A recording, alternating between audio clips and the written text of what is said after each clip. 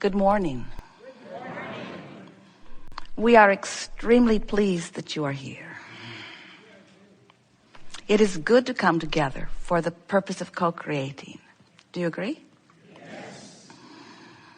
You're knowing what you are wanting? Yes. Are you appreciating the expansion of your desire? Yes. You like how it moves about, continues to become? You like the hatching of new desire? Yes. Even before it manifests? Yes.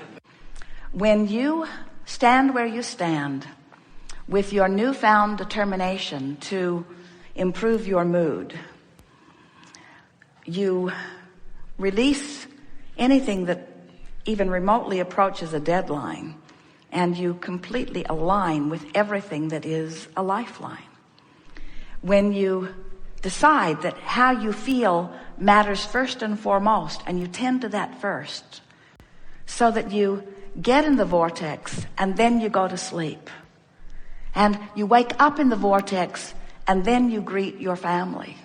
You get in the vortex and then you place the important phone call. You get into the vortex and then you drive your vehicle.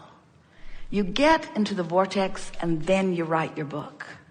You get into the vortex and then you write your song.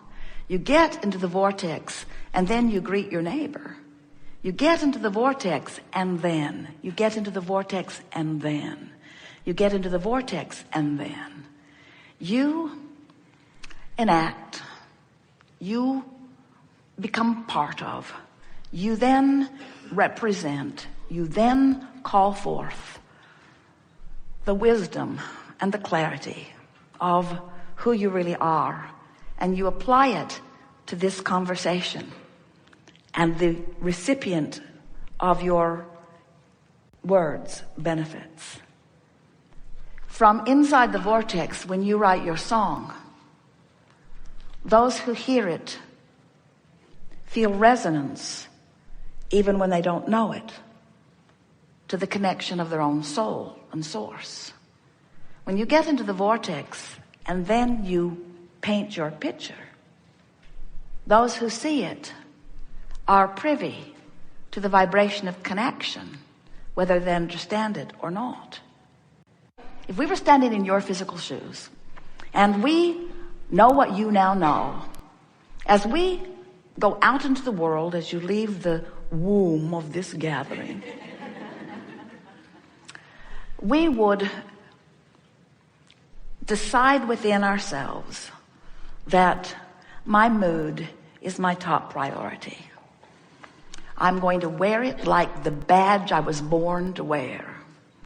My mood is going to be evident to everyone, and the mood that I wish to impart, the mood that I wish to share, the mood that I wish to inspire, like the mother bird across the courtyard, is a mood of positive expectation for me and all that I see.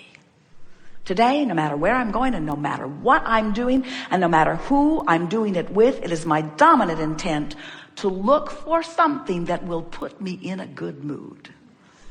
We want you to know that you have the ability, little by little, we'll give you lots of ways to do it, of moving yourself deliberately, and it takes a little bit of effort. Effort, what is effort?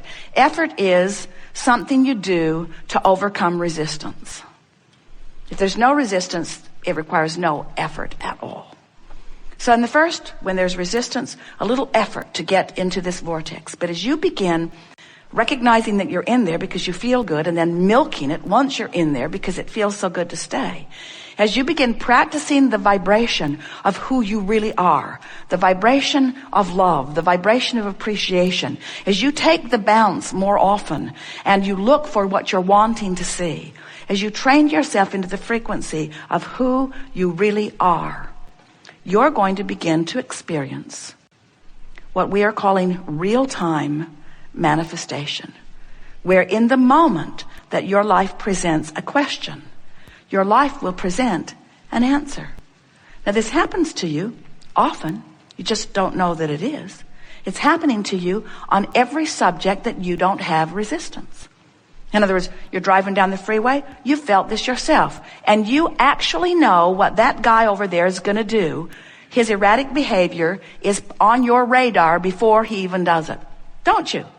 It happens to all of you all the time. You sensed it, you knew it, and you made a decision and you acted accordingly, and you avoided a potential problem because the problem and the solution occurred to you simultaneously, because you were living real time, because you were not in resistance on that subject in that moment.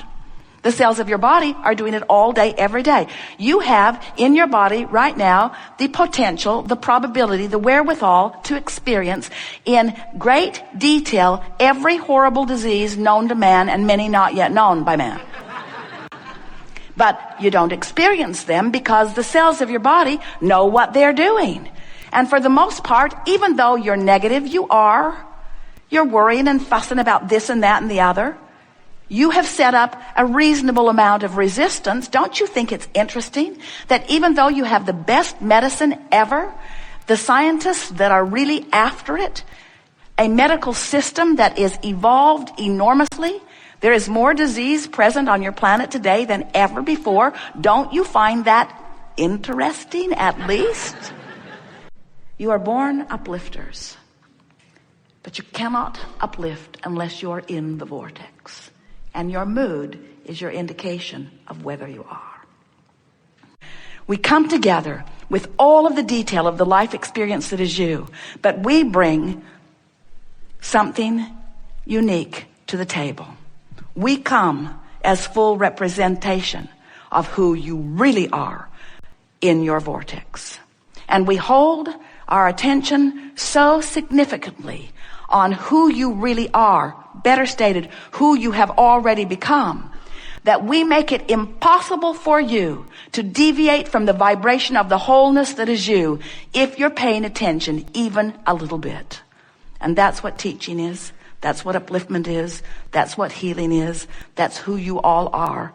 You have come to uplift, to teach through the clarity of your example, to train yourself into vibrational alignment with the whole of you, so that you can begin to see this magnificent world, this magnificent time-space reality in which you are focused through the eyes of Source, who is you. And we want you to understand that you have the potential, you as individuals, and the collective consciousness will follow as enough of you are understanding it.